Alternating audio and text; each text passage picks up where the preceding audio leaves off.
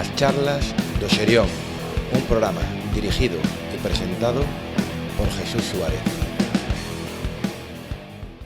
Buenas tardes, bienvenidos a un podcast más, a una cita más mensual con As charlas do Xerión, este podcast tan coruñés, que ya nos conocen muchos, otros no, por donde pasan personas, personajes, conocidos, menos conocidos de la vida pues social, política, cultural, coruñesa y alguna vez gallega, cuando estamos intentando pues sacar las raíces un poco de A Coruña, ¿no?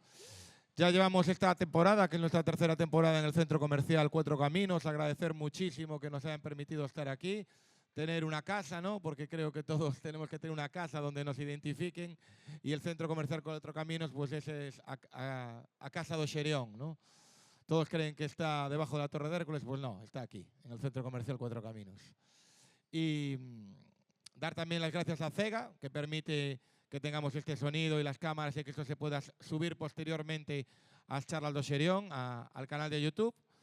Quien no me conozca, soy Jesús Suárez, presentador de estas charlas. Me puede encontrar en Instagram como JSuárezMF. A partir de ahí podéis ver las charlas, podéis ver los próximos invitados que tendremos. También agradecer a SV Eventos, a Berto, que siempre está conmigo ayudando, montando este escenario, este atrezo, pues siempre para tener que vista, ¿no?, a charla y que salgamos bonitos en YouTube. La gente que nos esté viendo por YouTube, pues que le dé a la campanita que tenemos aquí abajo, que se suscriba y que nos ayude a aumentar seguidores, que siempre es importante. Bien, hoy el invitado que nos acompaña, ¿no? Pues es una persona importante en esta ciudad, para quien no la conozca. Gotham tenía a Batman y a Ciudad de Coruña pues tiene a Carlos García Touriñán. Bienvenido, Carlos. Bienvenido, muchas gracias.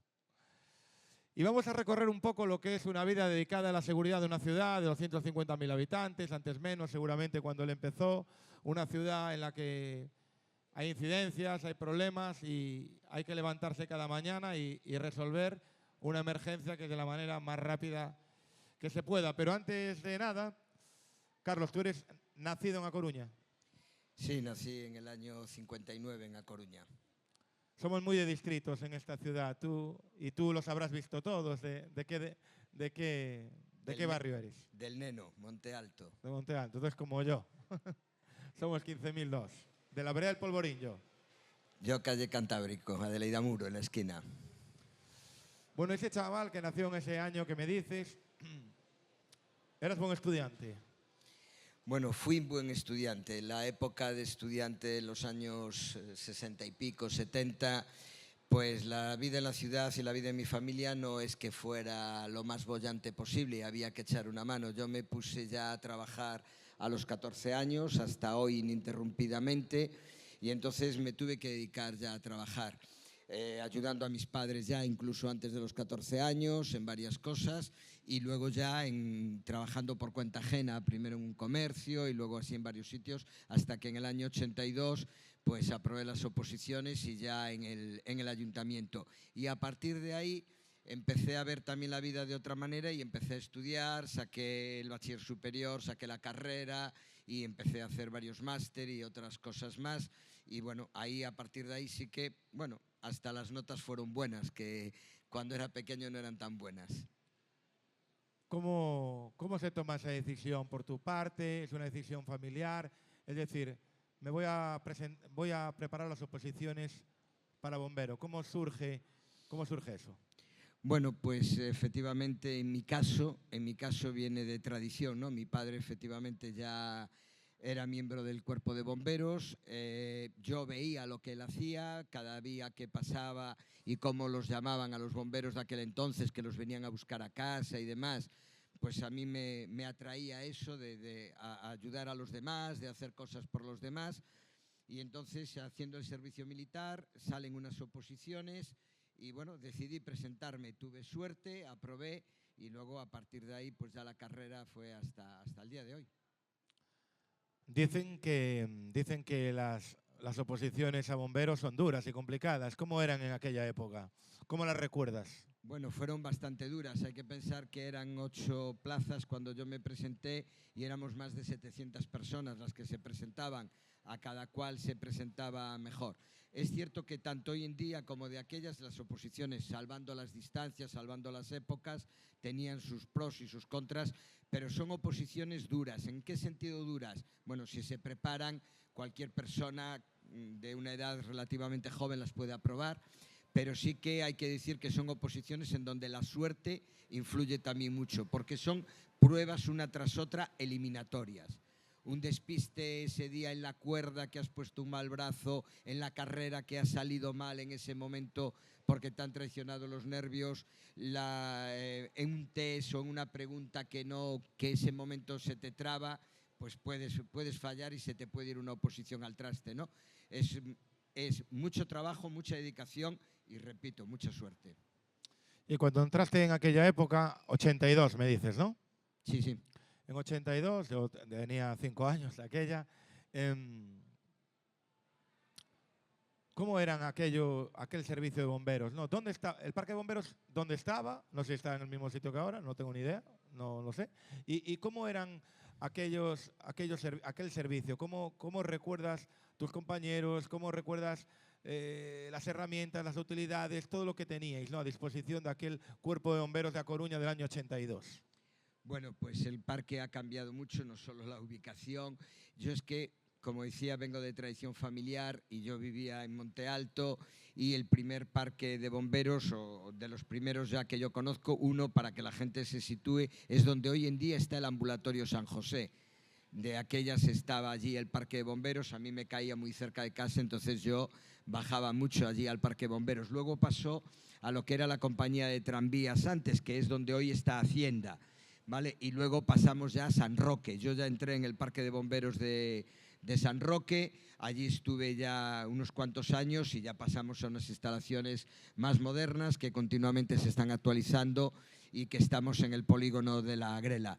El parque en aquel entonces, bueno, pues eran las circunstancias del año 82, era todo más vocacional, más de impronta.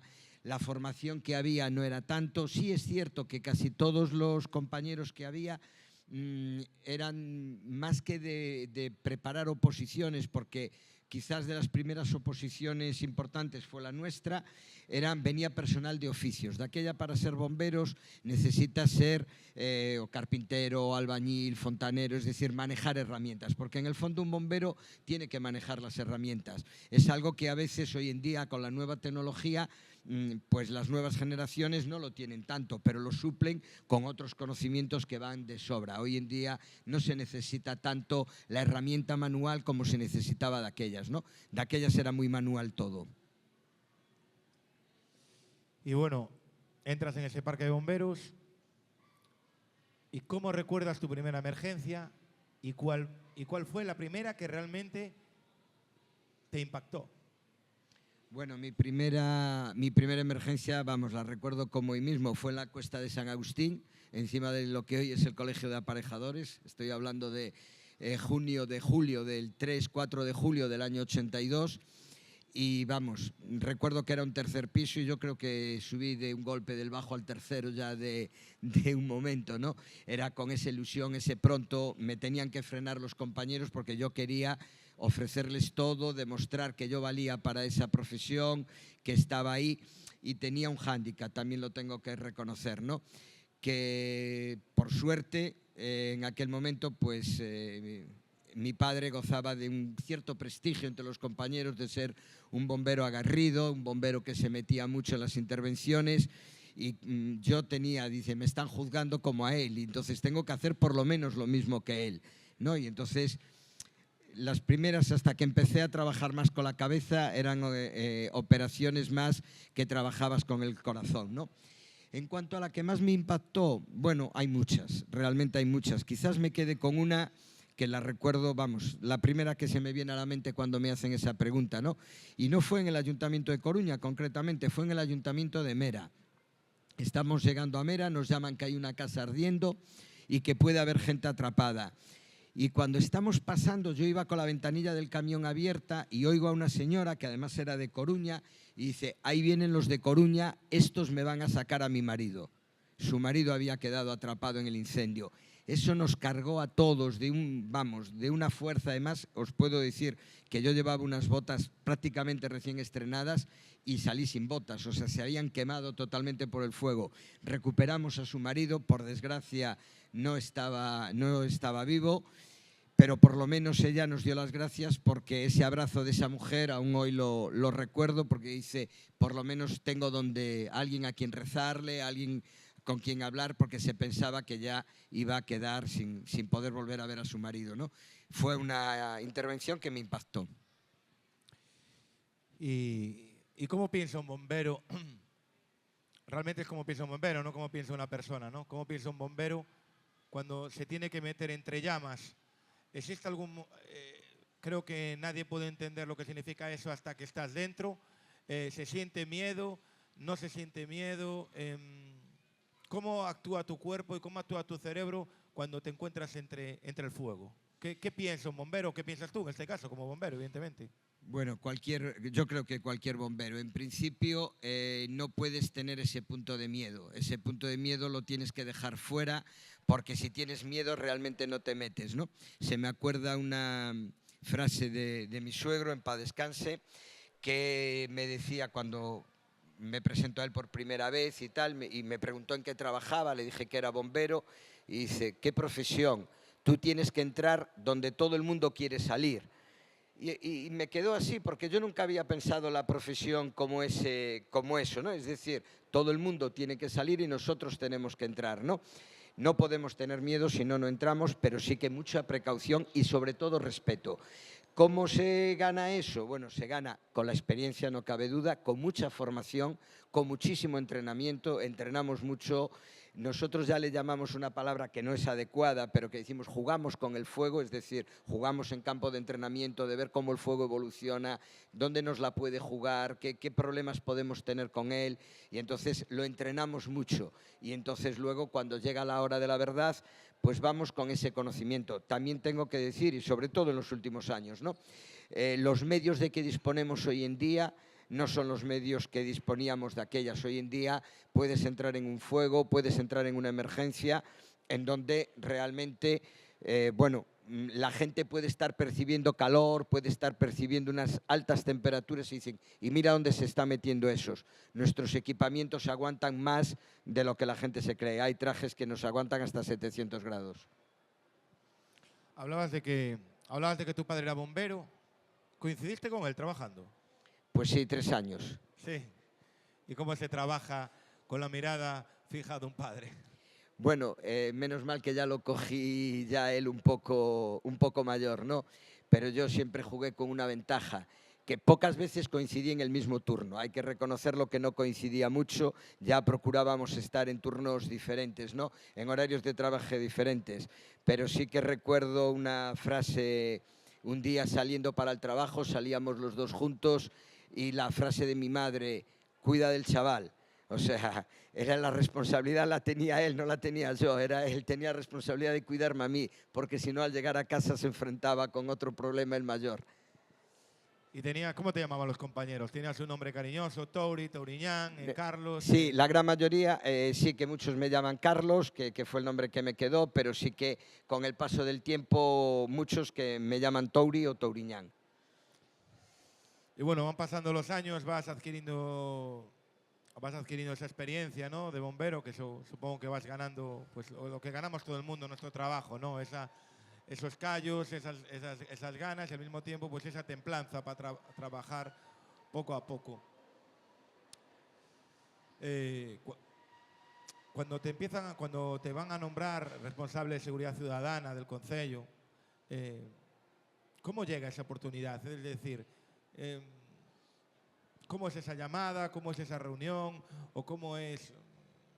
O sea, supongo que es un honor, ¿no? Dedicarte a un trabajo desde el año 82 y que de repente, bueno, pues te den el responsable de seguridad ciudadana de A Coruña, ¿no? Sí, es una responsabilidad muy, muy, muy importante. ¿Cómo surge?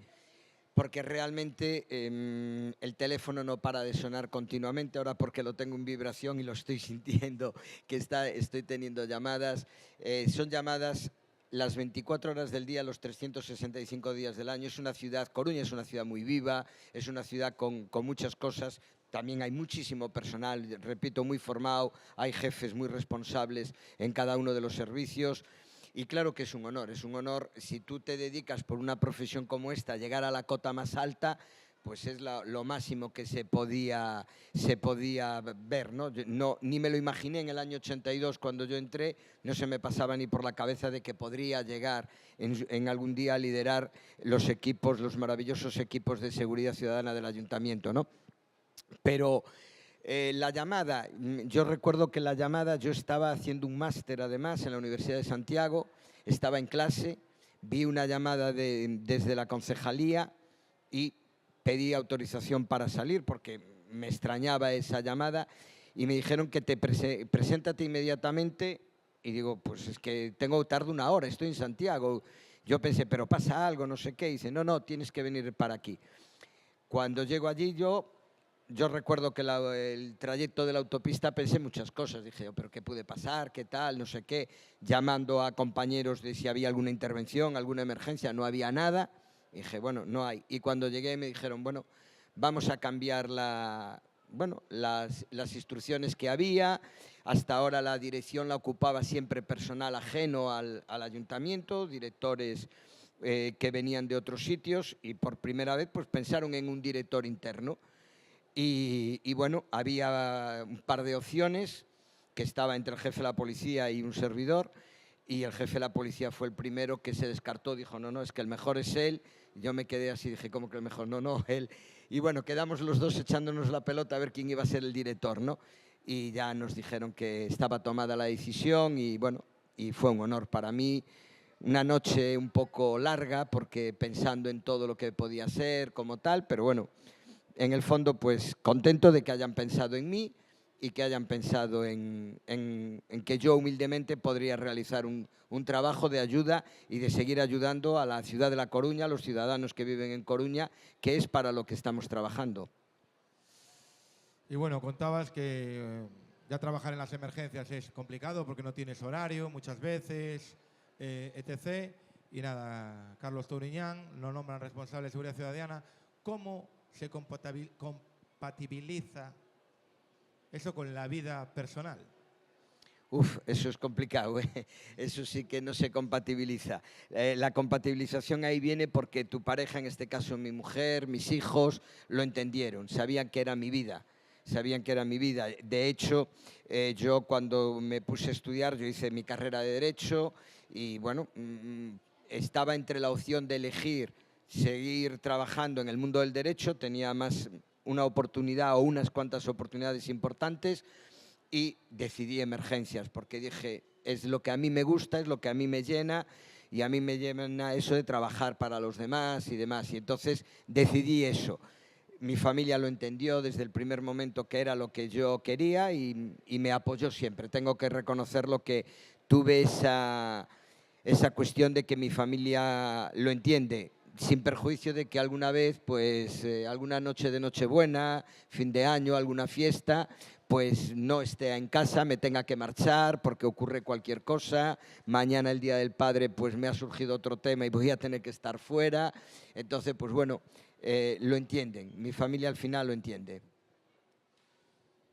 Y mucha gente se preguntará, porque igual se nos queda algo en el tintero, alguna gente lo sabe, yo lo puedo deducir por deducción a lo absurdo, ¿no? Pero, ¿qué equipos forman parte del sistema de emergencias de seguridad ciudadana Coruña? ¿Quiénes son esos grupos de personas a los que tú gestionas, nunca mejor dicho? Bueno, pues es todo lo que conlleve la seguridad, ¿no? Por un lado, como estamos enfocando mucho por mi primera profesión y demás, el mundo, sobre todo el servicio de bomberos. Con bomberos tenemos un cuerpo de voluntariado muy importante en esta ciudad, muy vocacional, que es el servicio de protección civil. La vemos la gente vestida de naranja en todos los eventos, gente maravillosa, no solo en Coruña, sino en toda Galicia. Yo creo que Galicia es uno de los lugares de España donde tiene un mejor cuerpo de protección civil, gente más involucrada y demás. Y luego, como no, lo que conoce todo el mundo, pues la policía local. Es el cuerpo más numeroso, son casi 360 agentes los que tiene el Ayuntamiento de Coruña y es un cuerpo que también está en la calle las 24 horas, los 365 días del año. ¿En qué año entraste como responsable? 2013, ¿no? 2013. Pero bueno, anteriormente hubo, yo recuerdo, lo recuerdo de mi madre, ¿no? Viviste el Urquiola como bombero. A ver, yo el Urquiola lo viví a los pies de la torre, lo viví en la Avenida de Navarra viéndolo, porque estaba mi padre ahí trabajando y entonces me fui a verlo. Yo estaba concretamente en una academia de Monte Alto de toda la vida, que era Cervantes, sí. Estaba estudiando en Cervantes y nos dijeron que pasara lo del barco y me fui al Urquiola. A mí ya me tocó en primera persona además, trabajando y además estando yo de guardia por la noche, el mar Egeo. Vale.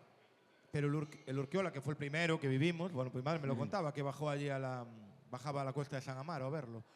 ¿Qué te contó tu padre de aquello? Porque al final, supongo que de aquello adquiriste experiencia para lo otro, para el mar Egeo. Por desgracia, tuvimos varias intervenciones que nos fueron adquiriendo. El Urquiola quizás nos ha tocado a todos nosotros un poco más de primera mano. El Urquiola lo veíamos desde San Amaro, lo veíamos desde Punta Herminia. Aquello se veía, la gente lo veía, entonces esa gran humareda negra que se veía con las famosas agujas de ahí de la torre. Era invierno, ahí la zona era muy de noche, se veía con las primeras luces del día, se fue viendo y bueno, fue tremendo, pero lo que ocurre que desde tierra el trabajo vino después, vino la limpieza, vinieron los trabajos, vino después. Lo que más ya vivimos y afectó porque fue más pegado a costa fue el mar Egeo, porque el Urquiola fue en las agujas y entonces estaba dentro del mar, pero el mar Egeo fue a los pies de la ciudad, fue a los pies de la torre. ¿Y cómo te sacaron de cama? ¿Cómo fue esa llamada? Yo estaba trabajando y me llamaron concretamente, la gente mayor de la zona conocería, en aquella zona estaba el cantero y enfrente estaba el hogar Sor Eusebia y la gente que estaba trabajando allí en el hogar Sor Eusebia nos llamaron a mí, un voluntario de Protección Civil que trabajaba allí y llamó al parque. Y me dijo, Carlos, estoy oyendo gritos aquí en la torre, no sé qué pasó. Él de momento no sabía qué había pasado. Ya nos dirigimos para la torre, ya se movilizó todo, ya llegó el helicóptero de salvamento, llegamos nosotros y luego ya lo que conoce un poco todo el mundo, de todo cuando ya pegó la explosión, al día siguiente lo de inundando Lapas, etcétera, etcétera. De aquella noche, de aquello, ¿qué recuerdas? Lo más grave para ti, lo de decir, esto no lo sacamos, esto se nos va de las manos, esto es demasiado grande para una ciudad tan pequeña como Coruña. Bueno, pues yo creo... momentos. Sí, claro, no cabe duda. Yo creo que nunca miramos al cielo y los partes meteorológicos tanto como ese día. Ese día tuvimos la suerte, esos días, incluso no ese día, que el viento nos ha favorecido, no mucho, muchísimo. Quizás hubo más afectados, que incluso con temas de respiración pulmonar, en Ferrol, que era hacia donde iba el viento, que en la propia ciudad de Coruña, ¿no? Entonces, ese día, lo que es la climatología, nos ayudó lo que nadie se puede imaginar. Cuando al día siguiente, en la madrugada del día siguiente, ya tenemos el problema de que el barco, por así decirlo, rompe, pega esa explosión, se inunda la playa de las Lapas. Todos recordamos, y si no con ir a la Casa de los Peces, vemos la foto de la torre que acababa de ser restaurada otra vez, toda negra. ¿Por qué? Porque el viento iba todo hacia ahí. Fueron unos días duros, hay que pensar que entre el plan de contingencia que había que hacer en ese momento, se evacuó todo el polígono de San Amaro, todo a dormidera, sacando a la gente. Recuerdo ya 2 o 3 cosas allí, una persona que no hacía ni 12 horas que la habían traído en ambulancia para allí, de una operación quirúrgica, hubo que sacarlo otra vez en ambulancia. Bueno, fueron temas muy duros. Y luego había un tema que no era tan duro, pero que era un tema muy importante, que era evacuar una cárcel. En aquel momento la cárcel estaba operativa, estaba llena de gente y había cómo sacar personas que están internas y sacarlas con las medidas de seguridad. Hubo que hacer un plan muy importante para aquella, que no fue necesario, ya que el viento nos ayudó, por eso la torre estaba todo manchado y no fue hacia Monte Alto. Monte Alto libró.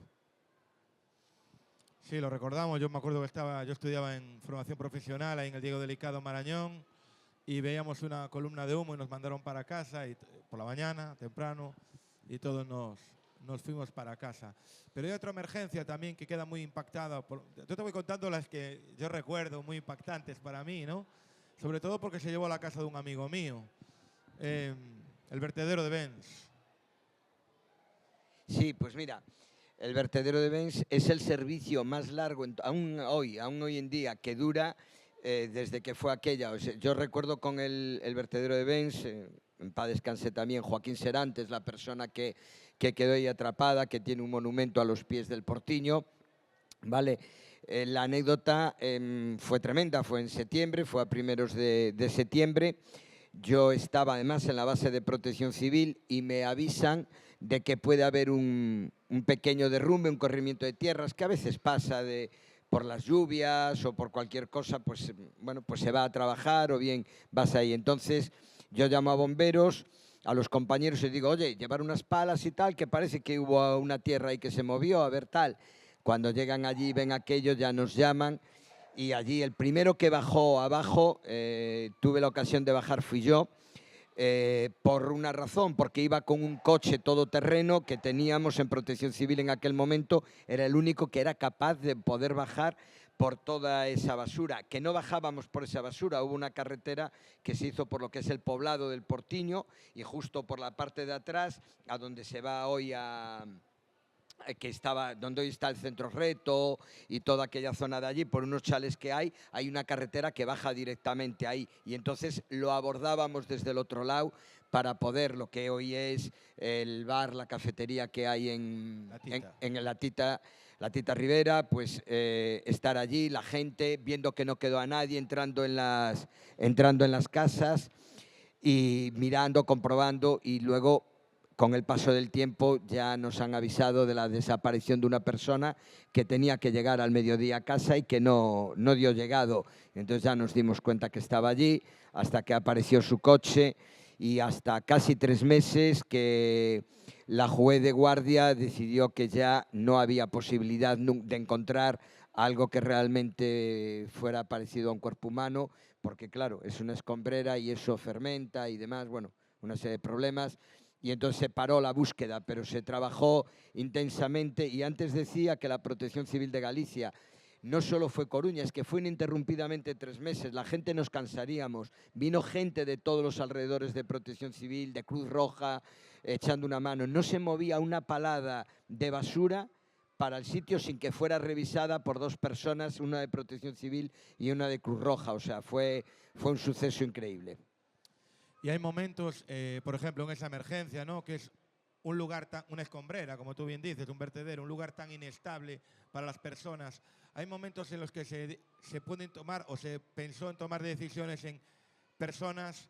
No podemos actuar dentro de esta escombrera, es demasiado peligroso, puede provocar pérdidas dentro del equipo, del cuerpo de emergencias. ¿Eso llegó a ocurrir? Sí, en un primer momento llegó a ocurrir, pero se hicieron unas medidas un poco de aseguramiento de lo que podría, se intentó en la medida, eran lo que nosotros le llamamos técnicas de fortuna. Son técnicas de fortuna que digamos que haces como unos apuntalamientos provisionales para garantizar que haya personas por allí debajo. Teníamos unas claves en caso de que hubiera un movimiento de tierra, teníamos gente arriba continuamente mirándola con unos testigos, íbamos midiendo. Cada media hora íbamos midiendo lo que avanzaba, la grieta que tenía, la grieta principal, y íbamos comprobando esos testigos y avisando a la gente de abajo. Hubo 2 o 3 alarmas a lo largo de todo ese tiempo, que hubo una evacuación de todos los medios, de palas que trabajaban allí, de todo el mundo que trabajó, y bueno, pero bueno, al final, gracias a Dios, no pasó nada, pero siempre eso está pendiente. Y mi pregunta es, en un sitio tan posiblemente conflictivo como es un vertedero, de que te puedes imaginar que en algún momento pueden surgir incidencias graves o problemáticas, se realizan controles por parte del servicio de bomberos, de la policía, de cómo se encuentra pues el terreno, la zona, el lugar. Eso estaba, como se dice, auditado. Sí, a ver, estaba todo comprobado. Es cierto que cuando hay una emergencia de estas no es un servicio único, es un servicio que se llamaría transversal, ¿no? ¿Qué quiero decir? Pues allí estaban los ingenieros del ayuntamiento, vinieron ingenieros en movimientos de tierra de otros países, vinieron suecos incluso a verlo y a comprobarlo y a ver cómo estaba y demás. Realmente se miraba todos los días, se analizaba y se iba viendo. ¿Había riesgo? Sí que había riesgo, es cierto que había riesgo, pero bueno, esto es una profesión de riesgo, convivimos con él, lo que hay que intentar es que ese riesgo sea, dentro de lo que cabe, asumible. Muchas veces nosotros tenemos una norma también, ¿no? Que si no hay nada que salvar, no hay nada que arriesgar. Pero bueno, en este caso había una persona ahí que había que intentar devolvérsela a su familia. Y te preguntaba antes, ¿no?, de las llamadas, hablabas del marejeo, que llamaron desde la torre diciendo que había gritos, etc. Hay el servicio de emergencias. Te pregunto, en todo tu tiempo ahí, ¿ha habido alguna llamada de emergencia que al final pensaseis que no era nada grave y al final se convirtió en un problema muy gordo? O sea, que salís con una idea de la central de emergencia y os presentáis allí y realmente aquello desborda. Bueno, no sé si todos los días podía hacer, pero sí que eso puede pasar casi siempre. Muchas veces solemos decir que lo que recibimos en la llamada, todo parecido con la realidad, es pura coincidencia. A veces lo que nos pasa es que hay gente que alarma mucho porque así cree que vamos a ir más rápido y dice que es más emergencia y llegamos y es poquita cosa, y otras veces es al revés. Nos llama un vecino y dice, mira, yo veo por ahí por la ventana, no sé, salir humo, no sé si será mucho, vosotros veréis. Pues no te llama ahí con un convencimiento. Como todo el mundo comprobará, cada vez que ve a los bomberos, en la gran mayoría, y sobre todo cuando vamos para un incendio, vamos con 3 vehículos. Va un vehículo que es el que lleva la gestión, que es el de mando, va lo que llamamos el primera salida, que es el que lleva todos los materiales, la intervención y los medios humanos, y luego llevamos otro vehículo detrás, que es la escalera. Es decir, salimos siempre desde el parque pensando en lo peor. Siempre. Nos ponemos siempre en la situación peor, que luego no es nada. A veces nos dice alguna gente, ojo, traéis tantos medios y no es nada. Preferimos llevar medios y que luego darnos la vuelta y que no sea nada, que al revés. Y de aquí, además, invitamos a todas las personas. A veces nos llaman cualquiera porque un fuego muy sencillito que ocurre, por desgracia, si no todos los días, casi todos los días, ¿no? En una ciudad como esta, en una ciudad tan grande, pues puede ser un fuego de 2 de la tarde. Un fuego de 2 de la tarde, todo el mundo nos movemos en la cocina de nuestra casa y es un fuego de cocina, ¿no? Pues vieron que quedó más o menos solucionado y nos llaman y dicen, no venir, que ya está solucionado. Y queremos ir, dicen, mira, vamos, te lo vamos a revisar, revisamos la campana porque a veces queda.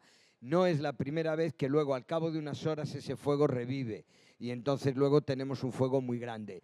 Nosotros vamos, la gente muchas veces, o mejor hasta lo hace, pensamos, dice, bueno, porque si cobramos, la ordenanza municipal dice que a los ciudadanos de Coruña no se le cobra, es el artículo 8, no se le va a cobrar los servicios, entonces preferimos ir, que nos llamen, comprobamos y queremos que la gente pues que quede tranquila. Le hemos hecho la revisión, nos volvemos y quedamos todos tranquilos. En una ciudad como esta, ¿cuántas llamadas al año podéis recibir de emergencias? Mira, año con otro, acabamos aún de ver estos días las llamadas que tenemos ya solo en la centralita de la policía local, del 092, se reciben aproximadamente entre 97.000 a 98.000 llamadas al año. O sea, son muy importantes. Bomberos, que acaba de cerrar ahora el 8 de marzo con sus intervenciones, cerramos con 2.000 y pico de intervenciones al año. Son, digamos, es una ciudad, como antes decía, muy viva, con mucha actividad en muchos sectores y que, por lo tanto, lleva trabajo de los servicios públicos y de los servicios de emergencia, tanto de policía como de bomberos y protección civil, echándonos una mano en todo lo que puede. Hablabas de la policía local, que son 300 efectivos. ¿Bomberos? ¿Cuántos somos ahora? Bomberos somos, rondamos los 100, somos 104 personas. Y cuando se produce una de estas emergencias muy graves, como puede ser un marejeo, un vertedero y alguna otra que vamos a comentar ahora, ¿quién es la persona que toma la primera decisión en esta ciudad? Tú. Cuando ya hay que tomar decisiones, pues me toca. Te toca a ti. Va en el cargo, ¿no? Pero hay que decir, eso sí, que primero la primera llamada, tanto en policía como en bomberos hay un responsable de guardia siempre que ya analiza lo que es, manda los primeros efectivos, evalúa la situación y ya me llama. Y entonces me dice, Carlos, tenemos este problema. Y entonces a partir de ahí empezamos ya a tomar las decisiones siguientes. Y está procedimentado de alguna manera que, aunque tú tomes las primeras decisiones, al instante tienes que hablar con concello, con alcaldesa, concejales. ¿Tienes que realizar esas llamadas? ¿Es obligatorio? ¿No? No. ¿Cómo es el procedimiento? A ver, no es obligatorio en principio y además esta alcaldesa ya me lo dijo desde el primer momento. Lo primero es la atención. Luego, naturalmente, se le informa de cómo es la situación, porque muchas veces nosotros no llegamos, ¿no?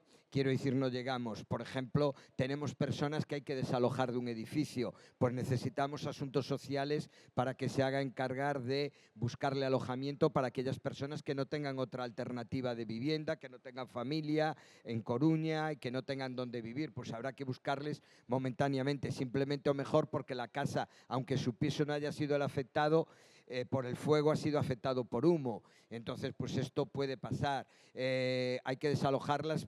Por ejemplo, recuerdo de los últimos así un poco más importantes, que por desgracia hemos tenido una persona fallecida en la calle San Isidoro, pues hubo que habilitar un pabellón de deportes para guardar y resguardar a la gente durante un momento, proceder a darles algún objeto de logística, como hicimos, un café, un tentempié, sobre todo a gente que necesite medicación, conseguirle esa medicación, niños pequeños. Hay mucha más logística detrás, que hay que mover muchos servicios municipales que van detrás nuestra y que colaboran perfectamente con nosotros, que además funcionan. Y ahí sí que los distintos, mi concejala normalmente ya la activamos, ya va por protocolo, ya es una llamada ya casi de WhatsApp instantánea que ya le va, y tanto mi concejala como la alcaldesa prácticamente al minuto de la intervención ya lo saben y ya están pendientes del teléfono de lo que pueda ocurrir por si se necesita algo. ¿Que no se necesita? Pues mejor. Otra de las emergencias importantes que hubo en esta ciudad y creo que nos marcó a todos para siempre es la de los héroes del Orzán, ¿no? Un chaval de Erasmus decide bañarse en la playa del Orzán, al lado del rompeolas, de lo que conocemos como el Espigón. ¿Y cómo recuerdas aquella noche, Carlos? Bueno, ya fue contra la mañana, aún era de noche, y bueno, pues lo que recuerdo fue una llamada. Yo ya despierto muy tempranito y yo ya estaba levantado, ya estaba para el servicio. Me llama, como antes decía, el mando de guardia y me dice, oye, tenemos mínimo 4 personas desaparecidas en el Orzán. Y digo, ya que has movido, bueno, ya todos nuestros protocolos de medios y tal, y ya me fui para allí. De momento eran 4 personas, yo no sabía lo que era. En el camino desde donde yo vivo allí, pues ya va recabando mucha más información. Y bueno, lo recuerdo como algo muy duro, porque si es duro la vida de cualquier persona, en este caso Tomás Veliki, que lo recordamos todos, fue la persona Erasmus que tuvo la desgracia de fallecer ahí, y luego pues los 3 compañeros, uno de Coruña, que tiene una calle en Coruña, que vive aquí, un policía nacional, pues los 3 policías que les pudo más el corazón que la cabeza en ese momento y se tiraron al agua para intentar salvarlo. Y el agua del Orzán a veces, y sobre todo los que somos de esa zona la conocemos, sabemos cómo es, sabemos de sus resacas, sabemos de sus corrientes, y hay que tenerle no miedo, como decíamos antes, pero sí un respeto y saber trabajar en ella. Una de las preguntas que siempre me hacía yo con mis amigos, que yo de pequeño mamé el Orzán desde pequeño, y tú también, si eres de Monte Alto. Monte Alto, el Orzán, la playa del Orzán estaba llena de rocas. rocas que avisaban del peligro y del miedo que allí se producía. Las rocas que había en el Espigón, a roca do Can, que estaba en el medio, que desaparecieron porque para construir el paseo marítimo se inyectó arena en el arenal, ¿no?, de la playa. ¿No crees que a día de hoy, no para los que somos nativos de aquí, pero para la gente que viene, como Tomás Beliki, como muchos turistas, que la playa es peligrosa, sobre todo esas zonas que todos conocemos, porque realmente está oculto el peligro debajo de la arena? Y allí sabías que no te bañabas, allí nadie se bañaba. Bien, yo creo que la ciudad, la sociedad ha ido evolucionando, es cierto, ¿no? Es cierto también que la gran mayoría de personas que hemos tenido que sacar de ahí o con problemas, pues suele ser gente no de la ciudad porque no conoce esa playa, ¿no? Es cierto que esa roca sigue ahí, está más enterrada, pero la roca sigue ahí, pero también conocíamos lo que le llamábamos el castiñete, el trampolín contra el matadero, que íbamos allí a tirarnos de cabeza en aquella época, cuestión que hoy ya está prohibida, ¿no? O en otros sitios que también lo hacíamos, ¿no? Es cierto que de aquellas conocíamos el riesgo y éramos nosotros, toda la gente que iba a la playa éramos nativos, éramos de la zona, o gente, aunque no fuéramos de la zona, era gente de la ciudad y que ya la conocía, ¿no? Hoy en día, pues tenemos gente en la ciudad de La Coruña continuamente de muchísimos sitios y que cuando llega el verano, ayer mismo, simplemente unos primeros rayos de sol, dos chicas jovencitas pues se echaron al agua en la playa de Riazor, ya estaba todo el dispositivo y lograron salir, ¿no? Gracias a Dios no hizo falta. Pero muchas veces no es el avisar o no avisar. Si ahora todos recordamos, y ya de hace bastante tiempo, toda la zona de la Torre de Hércules, en muchísimos puntos de la Torre de Hércules tenemos señales, está prohibido, nadie se acerque, no sé qué, y día tras día la gente se mete allí. El otro día, con la carrera nocturna de la Torre y demás, una pareja estaba allí de chicos sacándose unos selfies y tal. Y decía, pero ¿no veis que os la estáis jugando? El selfie lo hacéis 10 metros más atrás, no pasa nada. Y no es cuestión de señalizar, tenían una señal muy grande que la vieron, ¿no? Vivimos, no se puede poner... Mi abuela decía, no se puede poner puertas al campo, ¿no? A la ciudad de La Coruña no se puede bañar, es una ciudad rodeada de mar, vivimos del mar, el mar es una seña de identidad de nuestra ciudad, pero tiene sus sitios mejores, sus sitios peores. El Orzán, hombre, no es que sea peligroso, hay que conocerlo, hay que tener las zonas del Orzán que te bañas perfectamente, donde no hay ningún problema, y hay momentos con resaca, y sobre todo cuando te viene vientos como ayer, si te viene un nord-nordés, pues hay que tal, pues claro, alguien que no sea de la ciudad, pues le hablas del nord-nordés y no sabe lo que es. Los que somos de la ciudad sabemos que cuando nos da el nordés, y los de Monte Alto más, que el nordés estamos más afectados, sí que lo notamos, ¿no? Entonces, no es tanto que sea una playa peligrosa, no es tanto que no se avise. Además, ahora hay una cuestión en la sociedad con el tema de la playa. Todos los años, antes de ayer, en todas las alertas naranjas precintamos la playa.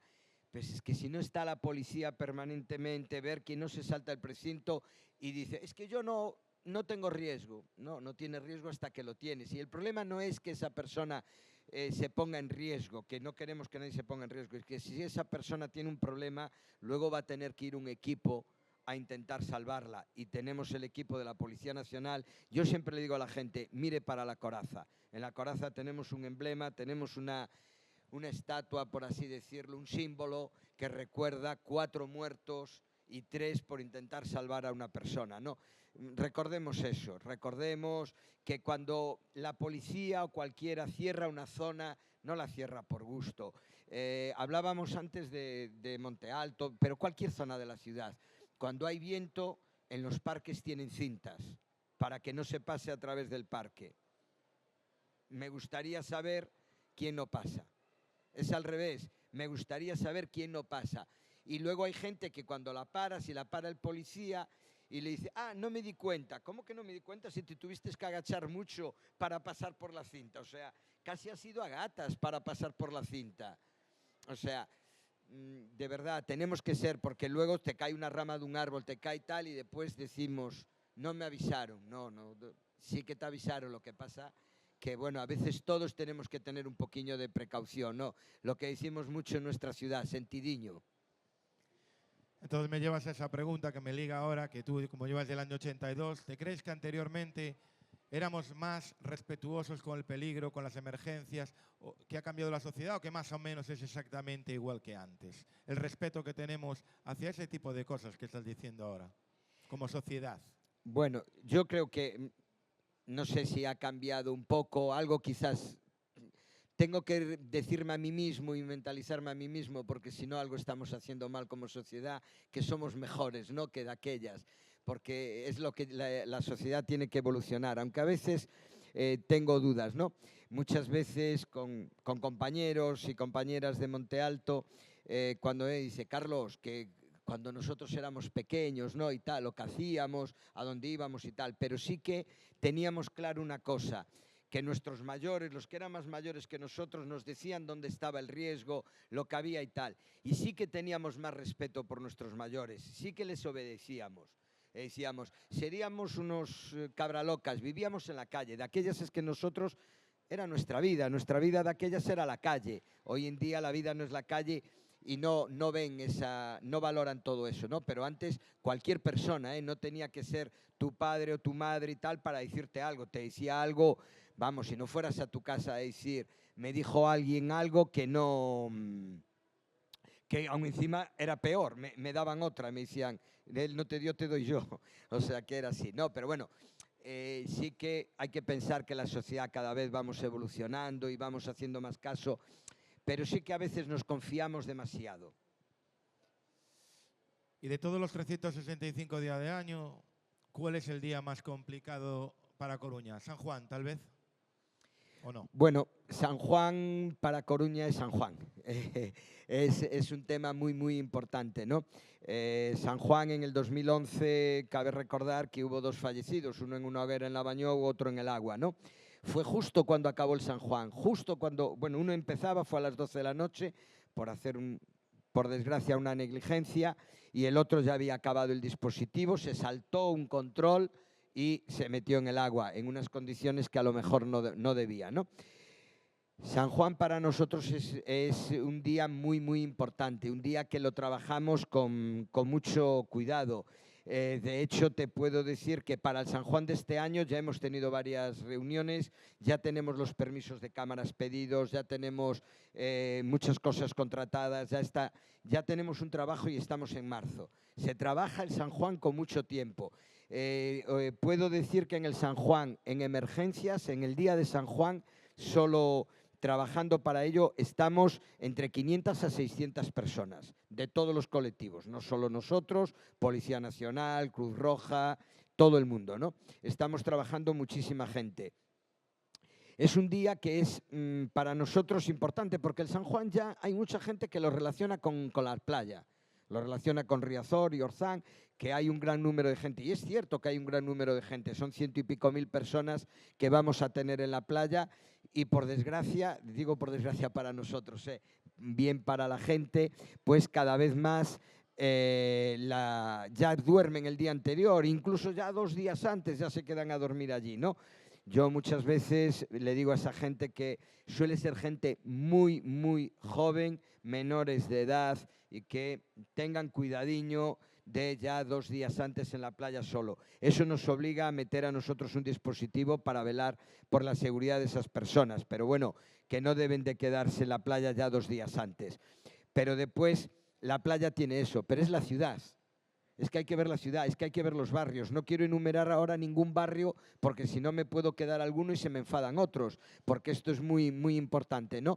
Pero ¿quién no va a un barrio donde no tenemos la hoguera, nuestra sardiñada, nuestra churrascada, la gente en la calle? O sea, es que el día de San Juan nos echamos todos a la calle. Solo hay que ver, nosotros lo detectamos de cuánta gente vamos a tener por los autobuses.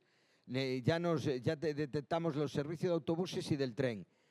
La gente que está llegando, el perfil de gente que llega. Y dice que vienen trenes llenos de muchos sitios, de todos los alrededores. Y dices tú, todos vienen al San Juan.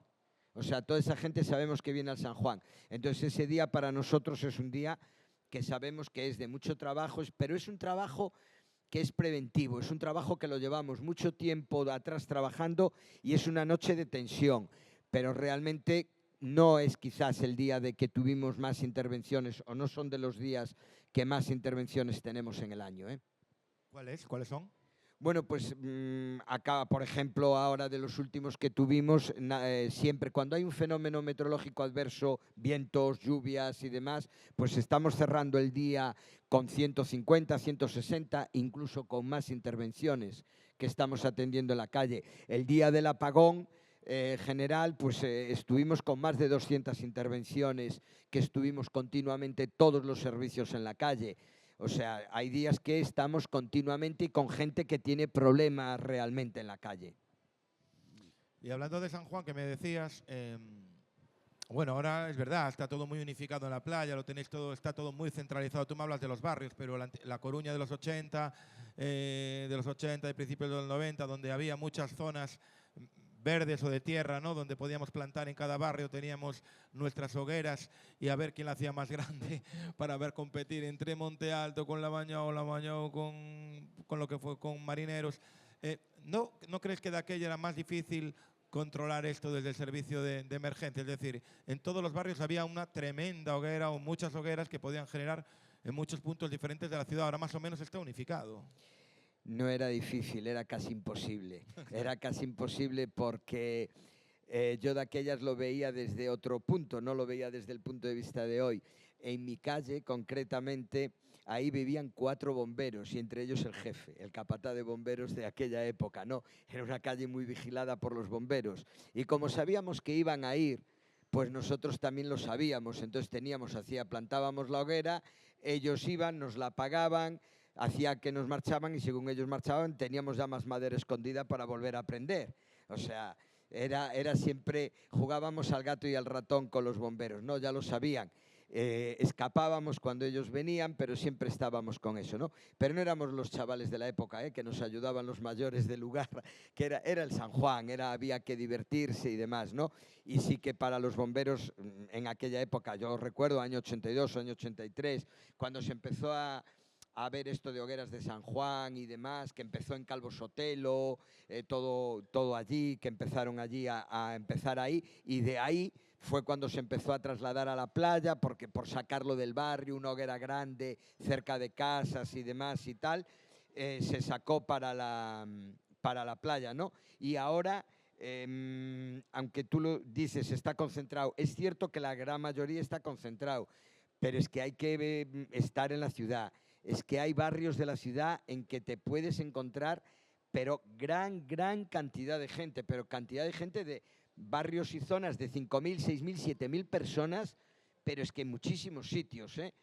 Es cierto que para nosotros la gran ventaja, los barrios suele ser un perfil de gente más mayor. Y entonces 2:30, 3 de la mañana y tal, pues ya nos va siendo hora a los mayores y nos vamos, nos retiramos. Pero la playa, hasta que los echamos, no se va nadie. Hasta las 8 o 9 de la mañana ahí seguimos peleando con ellos. Y yo te hablaba de las emergencias, ¿no? Que yo tenía en mi cabeza de las más importantes, los héroes del Orzán, vertedero de Benz, Manejeu. Me olvido alguna. ¿Cuál es a ti alguna, sin ser estas tan mediáticas, las que más te han impactado y las que más te han marcado y de la cual has aprendido más? Bueno, no, de todas ellas, en general de todas ellas aprendes, ¿no? Nosotros, y yo, por ejemplo, ahora que hablábamos de hogueras, yo me he pasado 2 años en Fallas, yendo a las fallas, pero no a ver las fallas, a trabajar de casco de bombero, meterme ahí para ver un poco cómo era eso y trasladarlo aquí. He estado en otros sitios, estuvimos viendo los carnavales en varios sitios, o sea, allá donde hay un gran evento también lo veíamos cómo lo organizábamos, mirábamos cómo lo hacían y lo intentamos trasladar para ahí. De cada emergencia, créeme que se aprende. Aún hoy en día aprendemos de todo. Luego hay algunas que en lo anímico o en lo personal te pueden impactar algo más, ¿no? Pero que en general las emergencias todas, de todas se aprende.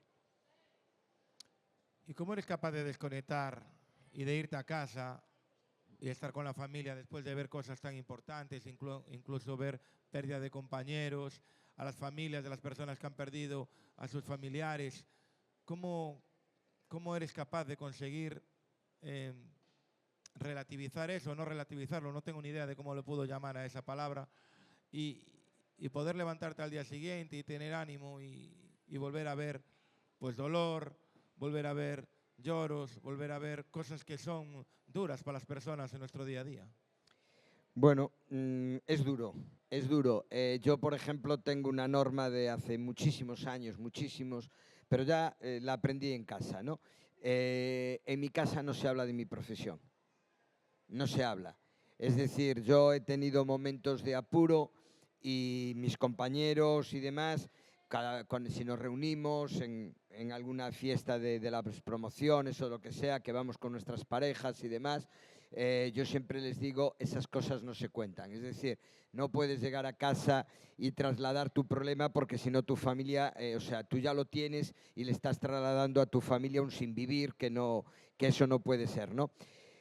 Por lo tanto, si no se habla, como se suele decir a veces, de lo que se habla no existe, ¿no?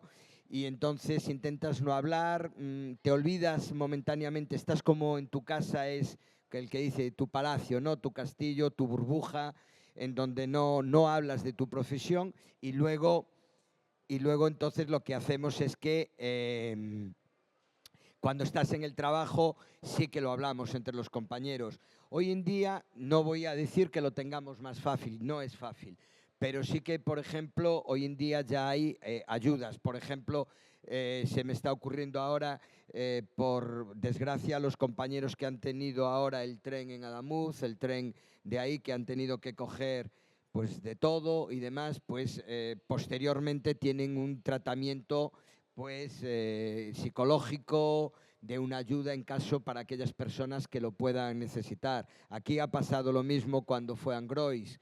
O sea, cuando te tocan situaciones así, porque eso lo vives, lo interiorizas y lo llevas, ¿no? O mejor, no lo sé, cada compañero esto lo ve de maneras diferentes, ¿no? Nosotros, por ejemplo, yo lo que llevo muchas veces peor no es cuando te encuentras una persona fallecida o una persona tal. Una persona fallecida, pues por desgracia es lo que es, intentas hacer lo que buenamente puedes por recuperar ese cuerpo de la mejor manera, pero lo peor es cuando una persona aún está viva, que tienes que esforzarte y sus gritos o sus palabras de sácame de aquí, hazme esto, pues están en tu cabeza durante un tiempo, ¿no? Y sobre todo a veces cuando son personas menores o cuando es gente así, esto te lo llevas una temporada larga que te está barrutando la cabeza, pero por desgracia, si no es al día siguiente, es a los días, vuelve a haber otra y entonces ya una va matando a la otra y vas viviendo en ese constante tío vivo de emociones, ¿no?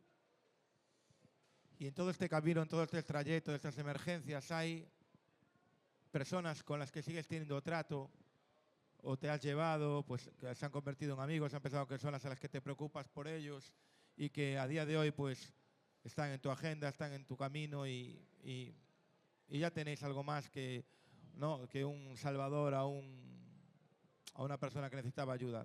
Eso existe, se puede llegar a mantener ese vínculo.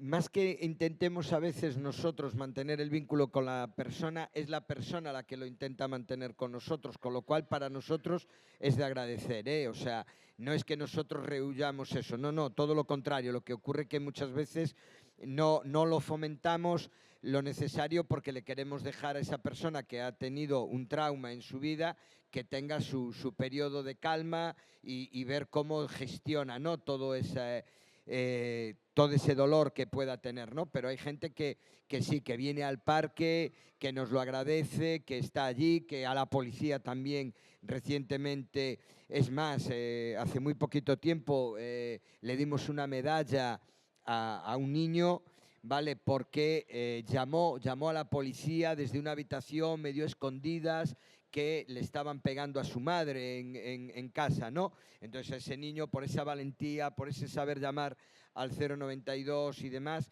pues se le entregó una medalla diciendo, oye, tal. Y luego, pues esos padres, o esa madre concretamente, pues ha tenido una vinculación con nosotros bastante. Y con los bomberos muy a menudo. Con los bomberos quizás en esto, con los niños y demás, es más fácil, ¿no? Los niños siempre tienen esa tendencia que les gusta mucho el cuerpo de bomberos y entonces pues esta misma semana, como anécdota, bueno, el día 8 de marzo hicimos un desfile por todos los puntos de la ciudad y se nos quedó una esquina allí de Novo Mesoiro que por un despiste no llegamos arriba y parece ser que nos llamaron, que había un montón de niños que nos estaban esperando, que quedaron defraudados y tal. Pues inmediatamente este domingo hemos ido allí, hemos ido con 3 camiones, se les hizo un taller allí con varias estaciones y estuvimos con los niños allí, hubo más de 300 personas allí con nosotros y tal. Procuramos seguir teniendo esa relación con los ciudadanos, que al final son todos ellos son servicios para los ciudadanos. Nosotros trabajamos para los ciudadanos. A veces nos saldrán mejor las cosas o nos saldrán peor, pero que tenga todo el mundo claro que lo intentamos hacer con lo mejor que sabemos y a veces con mejor o peor fortuna puede ser. Gracias a Dios casi siempre es con mejor fortuna, porque la gente está muy preparada y se prepara para ello, pero que lo intentamos hacer y tenemos muy claro que vivimos para los ciudadanos. El motivo de ese desfile era decirle a los ciudadanos, este es tu parque de bomberos, estos son tus servicios de emergencia, la policía iba abriendo y esto es tuyo. Bueno, los chavales ganáis por los caramelos, ¿eh? Eso también, que nos lo siguen pidiendo. Exactamente. ¿Y qué crees?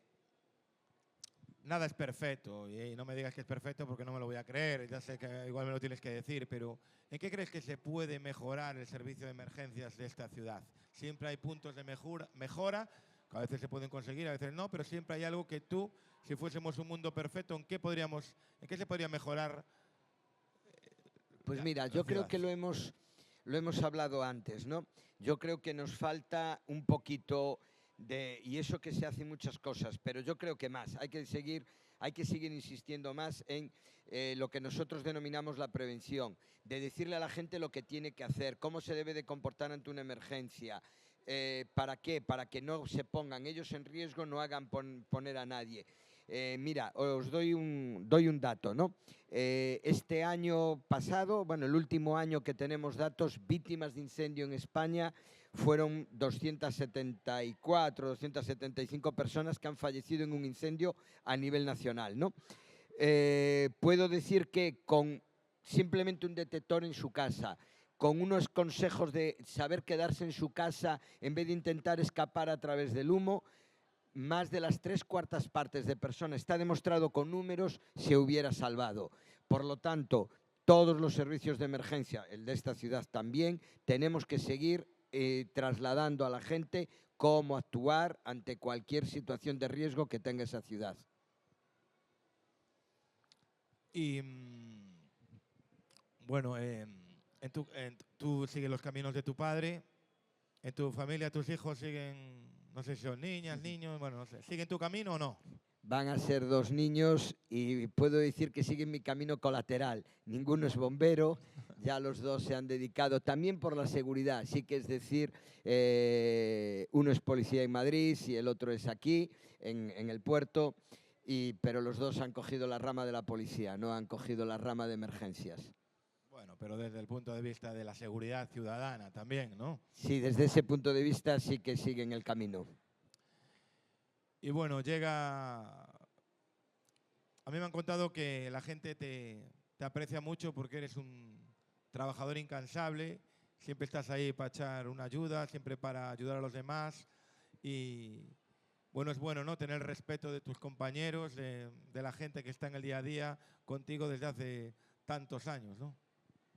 Bueno, para mí es un honor que yo entre en el parque, que hable con todos, que entre la policía, que hable con todos mis compañeros. Como digo yo siempre, la diferencia cuando en su día decidieron tener un director de seguridad es que cogieron a alguien de la casa. Es decir, yo provengo de la casa, llevo 43 años en este ayuntamiento trabajando en emergencias y entonces, pues eso, el mundo de las emergencias pues bueno, iba a decir que casi no tiene secretos porque las has vivido todas, pero es casi porque siempre las nuevas tecnologías están avanzando, siempre hay que estar aprendiendo, siempre, como decía antes, de todo y de todo el mundo, por muy pequeño el sitio que te parezca, la persona que veas qué tal, de todo el mundo se aprende, eso lo tengo muy claro, ¿no? Y entonces siempre estás aprendiendo, pero que tus compañeros cuando haya algo miren para ti y te digan, ¿tú qué opinas? ¿Tú qué dices? ¿Qué hacemos? Bueno, te carga de una cierta responsabilidad, pero también es un cierto orgullo porque ellos confían en ti. Y llegará el momento en el que hay que colgar el casco y una persona que, como tú, que me acabas de contar, nos acabas de contar que recibe todas las llamadas durante 24 horas, estarás preparado para dedicarte a mirar obras. Pues no lo sé, estoy haciendo el curso de corredor de bolsa, o sea, llevar la bolsa de un lado al otro, ¿vale? En casa, y entonces ya de vez en cuando estoy practicando, ¿no? Para ver así cuando llegue. Bueno, no sé si nunca nadie sabe, yo tengo compañeros de mi promoción que ya se han jubilado algunos, y todos, algunos bastantes, y algunos me dicen, Carlos, aguanta todo lo que puedas mientras estés bien, y otros te dicen, retírate ya, que esto es una gran vida, es así, tienes todos los... Yo creo que hay que verse el momento, las circunstancias, tu vida personal y familiar, cómo está en ese momento, y una vez que tú ves eso, bueno, a mí me sigue gustando el deporte, de hacer cosas, y yo creo que por ahí voy a entretener bastante mi tiempo y después dedicarle un poco a quien le he quitado el tiempo todos estos años, pues creo que ya le corresponde que le dé el tiempo que se merece. Bueno, Carlos, pues muchísimas gracias por la charla, por enseñarnos tanto de emergencias, de la ciudad, de lo que oculta esa red, ¿no? Pues a veces que la vemos, ¿no? En los coches por la ciudad, los bomberos, la policía local, protección civil, todo formando una red perfectamente organizada, ¿no? Y que tú eres un poco la persona que dirige todo este organismo vivo que forma parte de nuestra ciudad.